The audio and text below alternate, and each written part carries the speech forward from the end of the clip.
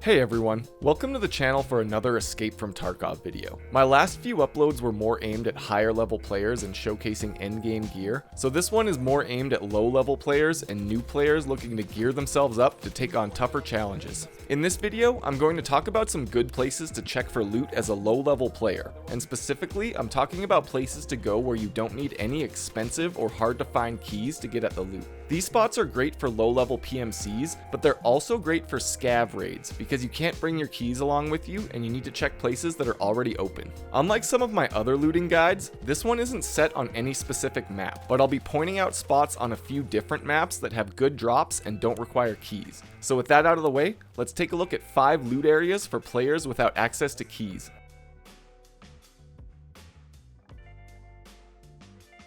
The first spot I want to talk about is on Shoreline, in the middle building of the resort, which is generally called Administration or the Admin building. While the main east and west wings are major loot hotspots, they also require a whole set of rare keys to loot effectively. This administration building often has plenty of loot that isn't locked away, so it's a good place to check if you're playing Shoreline and need some more loot to fill up your backpack. There is a bunch of back entrances to this building, but we'll start at the main entry in the center courtyard of the resort. Head upstairs through the main door and take a left up at the top, and in this hallway you'll find multiple doors that you can open with some pretty tasty loot inside. The first large room on the right contains 5 computers, a weapon crate, and multiple barter item spawns on the desk. A bit further down the hall on the right hand side is an open office door, and this room contains another computer, some utility shelves, a rare key spawn on the desk next to the computer monitor, and an open safe which can spawn money on the ground. The next office on the right has a pretty good chance for rare electronics loot on the shelves and the couch, and another computer with a locked safe behind it. The last room at the end of this hall has multiple shelves that spawn barter items, another computer to check, and more item spawns around the desk. Now if you head back down the hallway and to the other side of this building, there's a bit more shelving to loot and some cabinets, but that's about it for the good spawns that I know of in this building. It's not always going to make you big money, but I found tons of graphics cards and flash drives in this admin building, and it's personally one of my favorite spots to farm computer parts for early mechanic quests and the flash drive quest for Skier.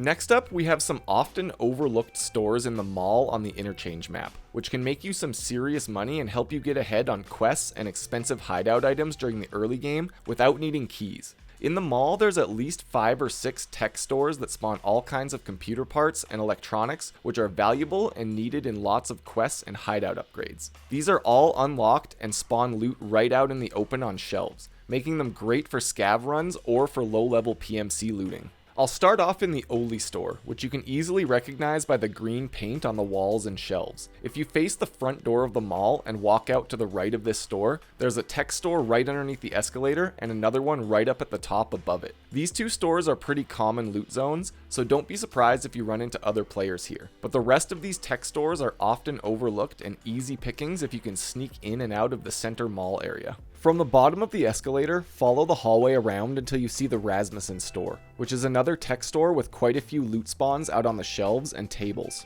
From here, take a left at the intersection near the broken floor, go past the Kiba store, and cross the center of the mall. In this hallway, there's 3 more great places to check for tech loot. On the right, the German store and the Voyager store both have some good tech spawns, as well as jackets and a weapon crate which you can loot. On the left side in this hallway is the Mantis store, which has a ton of shelves that spawn utility, tech, and medical loot, as well as some bags and jackets. If you can hit a few of these tech stores and get lucky drops, you can leave with some great items like graphics cards, Tetris, and other rare computer parts. They're sometimes in risky spots, but the loot is often worth it, so I definitely recommend looting these stores if you get the chance.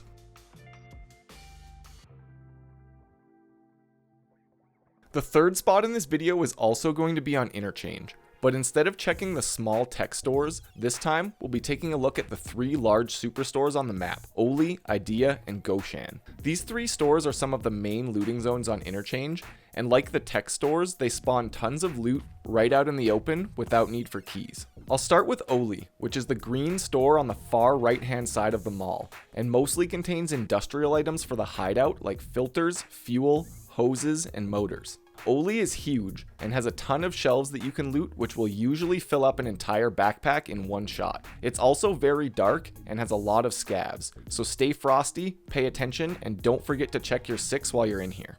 You're going to want to check pretty much every piece of shelving in the store because items spawn all over the place, and make sure that you have a decent sized backpack so you can haul out larger items like batteries, motors, and blue fuel cans. Next up for the superstores is Goshan, which is in the center of the mall on the back side, and you can recognize it from the orange paint on the shelves and walls. This store isn't quite as good for pure money as the others, but you can find a ton of food on the shelves, especially the Tushonka cans you need for therapist quests, which can be quite useful. Where you can find some nice value here is in the back loading bay on the metal shelves lining the wall along the back. These shelves can spawn valuable tools like metal cutting scissors and hand drills, as well as elite pliers, dry fuel, and other industrial loot. Finally, the last of the big stores is called Idea, which is located at the far left side at the front of the mall, and you can easily recognize it from the blue and yellow paint. Idea is a great place to check for valuable electronics loot, as well as extremely valuable statues in the back display area. The main areas you want to loot in this store are in the office and the back, so go ahead and run past the registers on the left-hand side at the front into this office. Check all the desks and computers in this first room, and then continue into the back storage area where the real loot spawns. These shelves are generally a gold mine of phones, graphics cards, Tetris, and other valuable stuff, so shove it in your prison wallet and then head out the back door. The final area you're going to want to loot here is the large display area with tons of bookshelves and TV stands. You're going to want to check all of these shelves for statues like the lion, cat, and rooster, which are very valuable items and definitely something worth picking up.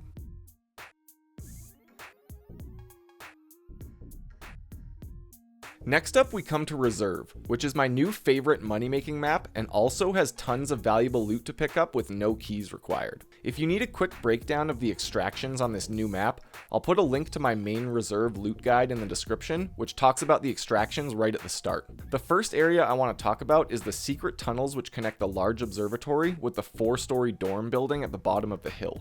These tunnels are a seriously overlooked loot spot, and to be honest, sometimes spawn the best loot on my runs. You can run these tunnels from either direction, but I'll be starting at the bottom of the hill, outside the pawn building at the tail end of the helicopter. Just head down the stairs in this building and open the door, which connects to a hallway with a toolbox and a weapon crate you can loot. Follow this hallway and head down the stairs through several doors until you reach this larger metal tunnel area with a wooden walkway, where you can often find tons of industrial loot like fuel cans, motors, and filters. Keep heading forwards until you reach this open area with metal catwalks, and to the left is a generator room and another door which leads farther down. Check the workshop down here and the break room for items on the floor and on the green panel, as well as 2 jackets and a sports bag that can sometimes have really valuable items. Head back up and make sure to check the server racks on the top and bottom of the catwalk for electronics loot and signal transceivers. And then head into the closed room on the catwalk, which has intelligence folder spawns, another server rack, 1 computer, some cabinets, and a safe on the back wall. After that, head through the next door and through a short hallway with some more industrial loot on the floor until you reach the bottom of the large spiral staircase. Turn on your flashlight if you have one, and carefully check all of these blue shelves at the bottom for rare military loot, and the green boxes in the corner for weapons before heading up the big staircase and outside. At the top, there's 2 guard posts, one of which is unlocked and has another safe that you can loot. Regardless of which side you loot these tunnels from, it's a great place to find loot and move unseen through the map, so they're one of my favorite spots.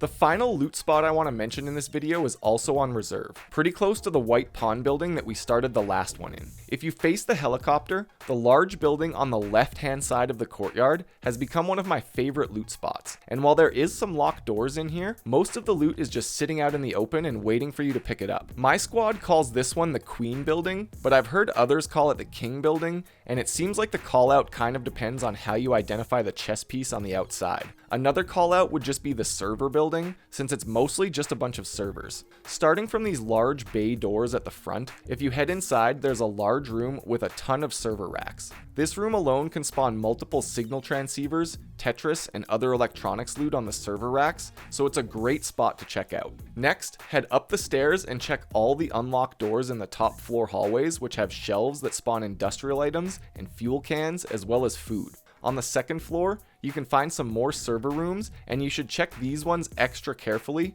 because I've found VPX and Vertex spawns here, which are very valuable items that are pretty small and easy to miss if you don't pay attention. When you've checked this floor, move down one more level and the first floor contains even more server rooms that are sometimes stacked with graphics cards, military items, and rare electronics as well. The basement of this building does have a few drops, but most of the rooms are locked, so I don't usually check it unless I have my keys.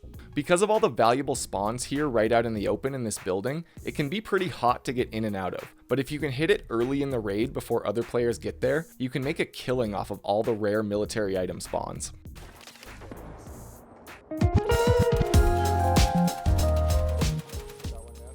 Well, that about covers it for this video showcasing a few looting spots that don't require keys and endless grinding just to get access to. I hope it helps you out and that you can make a bit of extra cash now that you have a good idea where to look for some of the good stuff. I'll be streaming more of my progress in the 0.12 patch on Twitch at twitch.tv/jdogthewise, and it'd be great to have you drop by the stream, so I'll leave a link for that down in the description. Thanks for checking out the video. As always, feel free to leave any comments, corrections, or suggestions down below, and until next time, stay safe in Tarkov City. I think that's Skukar.